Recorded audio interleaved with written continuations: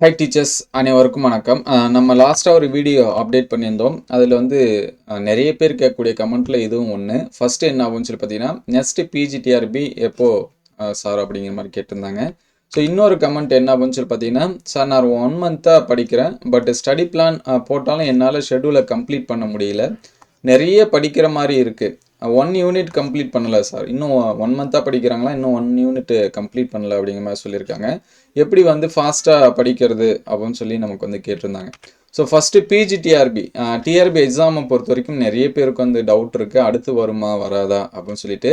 இந்த டவுட்னாலே நிறைய பேர் படிக்கிறதே கிடையாது. ஸோ எனக்கு தெரிஞ்சு நான் எழுதுனதுலேருந்து சொல்கிறேன்.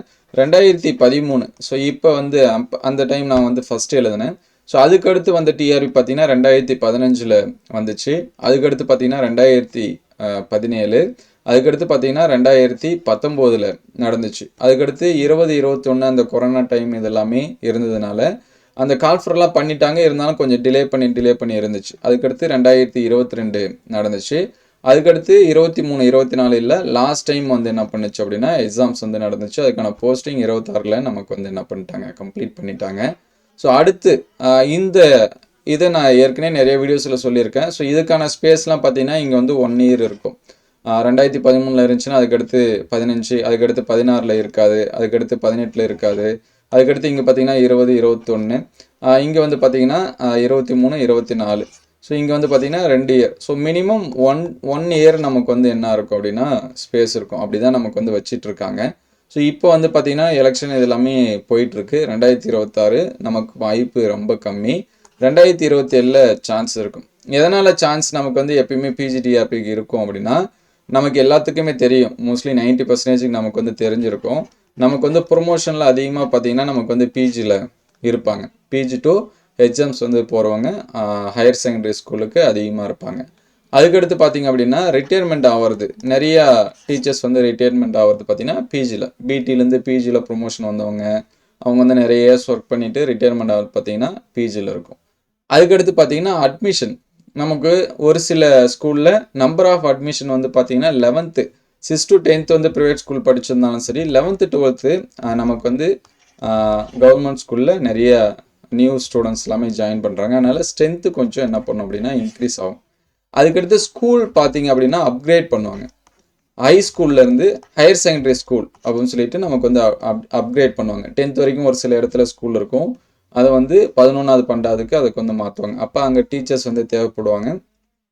அதுக்கு நமக்கு வந்து போஸ்டிங் வந்து இன்க்ரீஸ் ஆகும். ஸோ அப்போ எவ்ரி இயர் நமக்கு வந்து போஸ்டிங் வந்து இன்க்ரீஸ் ஆகிட்டு தான் இருக்குது. இப்போயுமே எஸ்எம்சியில் நிறைய டீச்சர்ஸ் வந்து ஒர்க் பண்ணிட்டு தான் இருக்காங்க, 11th and 12th சரிங்களா. அதனால் எக்ஸாமை பற்றி நீங்கள் கவலைப்படாதீங்க. நீங்கள் கவலைப்பட வேண்டியது நம்ம இன்னும் சிலபஸ் கம்ப்ளீட் பண்ணலே அப்படின்னு தான் தவிர எக்ஸாம்ஸ் பற்றி கவலைப்படாதீங்க. கண்டிப்பாக வரும் சரிங்களா. ஏன்னா நிறைய பேர் வந்து படிச்சுட்டே தான் இருக்காங்க. நான் நிறைய டைம் சொல்லியிருக்கேன், நீங்கள் எத்தனை வருஷம் கழித்து எக்ஸாம்ஸ் வந்து வச்சாலும் சரி, 2 வருஷம் கழிச்சு அல்லது 3 வருஷம் கழித்து வச்சாலும் சரி, படிக்கிறவங்களோட எண்ணிக்கை படிச்சுட்டே தான் இருக்காங்க, பாஸ் பண்ணுறவங்க பாஸ் பண்ணிகிட்டே தான் இருக்காங்க சரிங்களா. ஸோ நெக்ஸ்ட்டு இங்கே ஒரு கமெண்ட் கேட்டிருந்தாங்க, நிறைய படிக்கிற மாதிரி இருக்குது, ஆனால் என்னால் சிலபஸ் வந்து கம்ப்ளீட் பண்ண முடியல, ஒரு யூனிட் கூட கம்ப்ளீட் பண்ண முடியல அப்படின்னு சொல்லியிருந்தாங்க. ஸோ நான் வந்து படிக்கிறப்ப என்ன பண்ணோம் அப்படின்னா, என்னுடைய மெட்டீரியல் எவ்வளோ இருக்குது, உதாரணத்துக்கு என்கிட்ட இப்போ ஒரு 10 யூனிட்டுக்கு இருக்குது அப்படின்னா, ஒரு யூனிட்டோட பேஜஸ் ஓவராலாக எவ்வளோ இருக்குது அப்படின்னு நான் வந்து கவுண்ட் பண்ணி எழுதி வச்சுக்குவேன் தனியாக. ஸோ இந்த யூனிட்னா ஒரு 200 பேஜ் இருக்குது. புக்காக பார்க்குறப்ப ஒரு மாதிரி இருக்கும், மெட்டீரியல்ஸ் வச்சு பார்க்குறப்ப ஒரு மாதிரி இருக்கும் சரிங்களா.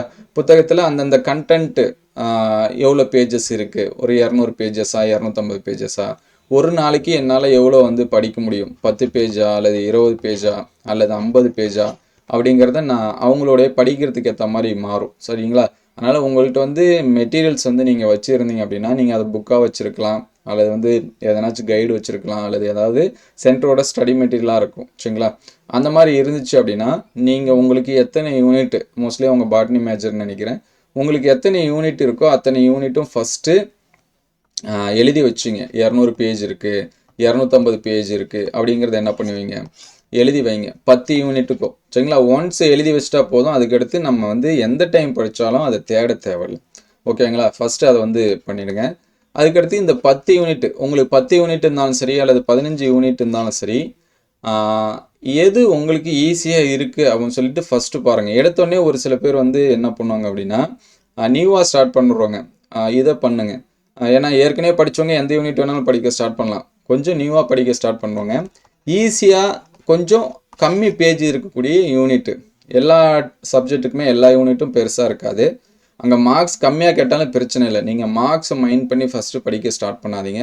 யூனிட்டை வந்து கம்ப்ளீட் பண்ணணும். நம்ம சைக்காலஜி இதெல்லாமே படிச்சிருக்கோம். ஸோ நம்ம வந்து கொஞ்சம் கொஞ்சமாக கம்ப்ளீட் பண்ணிட்டோம். உதாரணத்துக்கு ஈஸியாக இருக்கிறது ஒரு 2 யூனிட் இருக்குது, ஒரு 3 யூனிட் இருக்குது அப்படின்னா, நம்ம 1 மந்தில் அல்லது 2 மந்தில் 3 யூனிட்டை படிச்சுட்டோன்னா நமக்கே ஒரு கான்ஃபிடென்ட் வரும். ஆஹா பரவாயில்ல, நம்ம வந்து 3 யூனிட் முடிச்சிட்டோம். இப்போ உங்களுக்கு வந்து ஒரு கான்ஃபிடென்ட் லெவல் குறையும். 1 மாதம் ஆகுது, இன்னும் நான் ஒரு யூனிட்டே கம்ப்ளீட் பண்ணலை. உதாரணத்துக்கு நீங்கள் வந்து ஆல்கேப்ரே, ஃபெட்டோடோஃபைட்டு, ஜிம்னோஸ்பம், ஆஞ்சியோஸ்பம் இதெல்லாமே எடுத்து படிக்க ஆரம்பிச்சிங்க. பயாலஜிலாம் அது வந்து ஹிஸ்ட்ரிலாம் நிறைய போயிட்டே இருக்கும் சரிங்களா. அதோட மார்ஃபாலஜிக்கல் கேரக்டர் படிக்கணும், அதோட லைஃப் சைக்கிள் படிக்கணும், அதோட எக்ஸாம்பிள் படிக்கணும், கிளாஸிஃபிகேஷன் படிக்கணும். ஸோ இந்த மாதிரி என்ன இருக்கும் அப்படின்னா நிறையா இருக்கும்.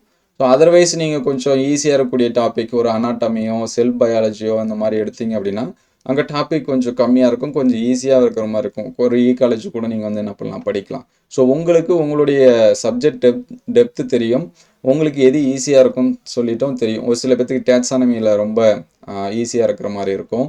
ஸோ அதனால் உங்களுக்கு எது ஈஸியாக இருக்கோ அந்த டாப்பிக்கை ஃபஸ்ட்டு வந்து என்ன பண்ணுங்கள், படிக்க ஆரம்பிங்க. ப்ளஸ் வந்து சிலபஸ்ஸு எந்த யூனிட்டில் கொஞ்சம் கம்மியாக இருக்கோ அதை படிக்க ஸ்டார்ட் பண்ணுங்கள். ஃபஸ்ட்டு அந்த ஈஸியாக இருக்கக்கூடிய ஒரு யூனிட் சரிங்களா, அதை செலக்ட் பண்ணுங்கள். அதுக்கு அடுத்து இருக்கக்கூடிய ஒரு யூனிட், அதுக்கு அடுத்து இருக்கக்கூடிய யூனிட்.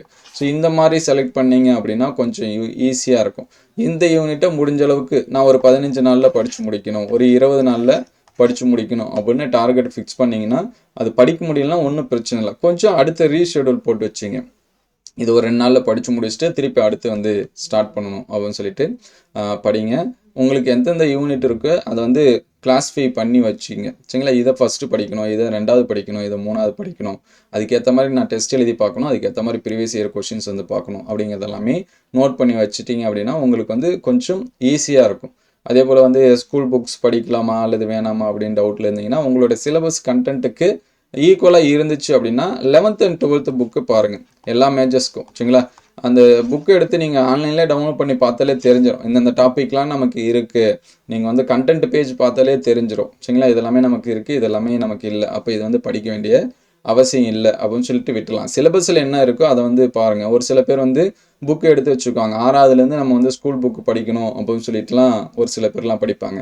அந்த அளவுக்கு போகணுன்னு அவசியம் இல்லை. உங்களுக்கு சிலபஸ்லாம் அந்த இருக்கா, 6th இருந்தாலும் அந்த சிலபஸ் உங்களுக்கு இருக்கா.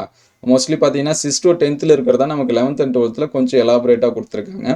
6th to 10th ஒரு சில விஷயம் சொல்லியிருப்பாங்க, இங்கே வந்து ஸ்கிப் பண்ணியிருப்பாங்க, அவ்வளோதான். அது ஜஸ்ட் ரீட் அவுட் பண்ணிவிட்டு நம்ம 11th and 12th கொஞ்சம் நிறையாவே என்ன பண்ணலாம், படிக்கலாம். அதே போல் இது எல்லா மேஜர்ஸ்க்கு இருக்காது, ஒரு சில சயின்ஸ் மேஜருக்கு எல்லாமே இருக்குது. ஒரு சில ஆர்ட்ஸ் சப்ஜெக்ட்டுக்கெல்லாம் பார்த்தீங்கன்னா 11th and 12th கண்டென்ட் வந்து இல்லாமல் இருக்கும். நான் நிறைய டீச்சர்ஸ் வந்து சொல்லி பார்த்துருக்கேன். தமிழ் இங்கிலீஷ்க்கெலாம் பார்த்தீங்கன்னா 11th and 12th கிடையாது, நாங்கள் வந்து நிறையா புக்ஸ் வந்து ரெஃபர் பண்ணணும் அப்படிலாம் சொல்லியிருப்பாங்க.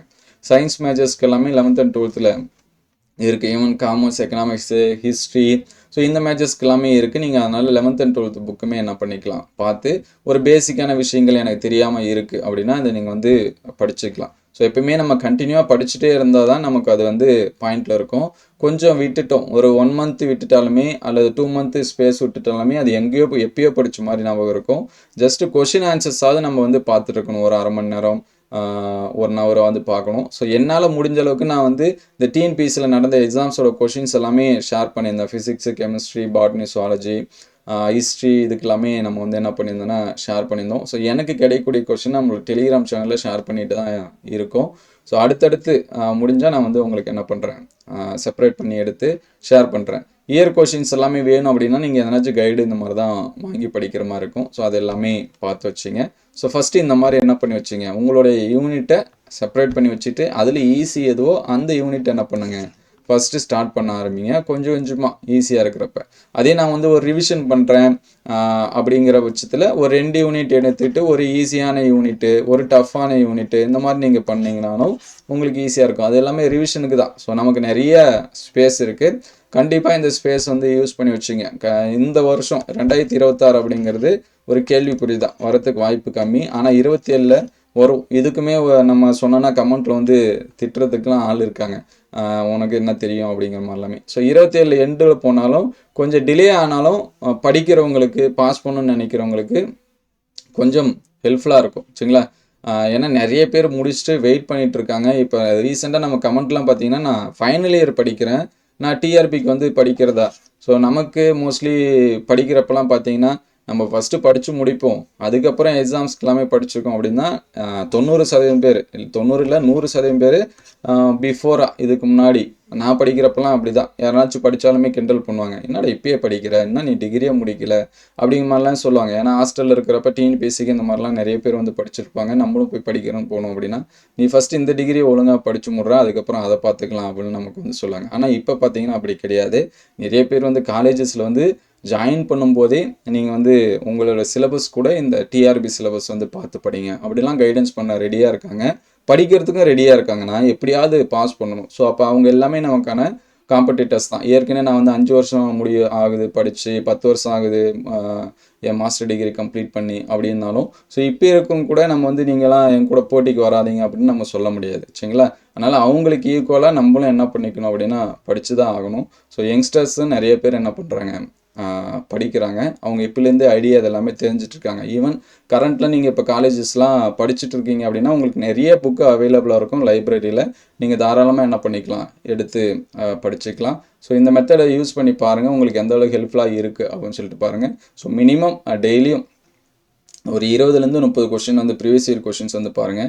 அதுமாதிரி வீக்லி ஒன்ஸ் அது ஒரு டெஸ்ட் எழுதி பாருங்கள். எது படித்தாலும் சரி அப்ஜெக்டிவ் புக் வச்சு டெஸ்ட் எழுதி பாருங்கள். ஸோ என்னால் முடிஞ்ச அளவுக்கு அடுத்தடுத்த வீடியோவில் உங்களுக்கு கொஸ்டின்ஸ் இதெல்லாமே என்ன பண்ணுறேன், ஷேர் பண்ணுறேன். எதனாச்சும் டவுட்னா கமெண்ட் பண்ணுங்கள். Thank you all.